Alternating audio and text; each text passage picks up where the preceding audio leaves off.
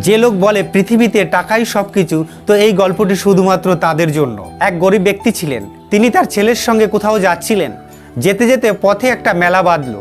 তখন তার ছেলে জেদ করতে লাগলো যে মেলায় যাবে, কিন্তু ওই ব্যক্তিটির কাছে টাকা ছিল না। তাই সে ছেলেকে বলল, বাবু অন্য কোনো দিন মেলা দেখব। ছেলে জেদ করতে লাগলো, বাবা আমাকে মেলা এখনই দেখতে হবে। নিরুপায় হয়ে বাবা বলল, ঠিক আছে চলো।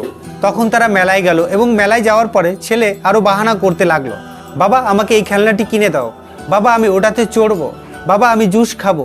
কিন্তু প্রতিটি কথা শুনে তার বাবার মন খারাপ হয়ে যায়, কারণ তার কাছে টাকা ছিল না।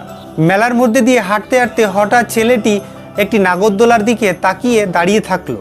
সে নাগরদোলাটা দেখতে দেখতে তার বাবা এগিয়ে গেল। যখনই সে তাকালো দেখলো তার বাবা নেই। তখন সে জোরে জোরে কান্না করতে লাগলো আর বলল, বাবা তুমি কোথায়, বাবা তুমি কোথায়। আশেপাশের লোকগুলো যখন আসলো তারা জিজ্ঞাসা করলো, তখন ছেলে বলল, বাবাকে খুঁজে পাচ্ছি না।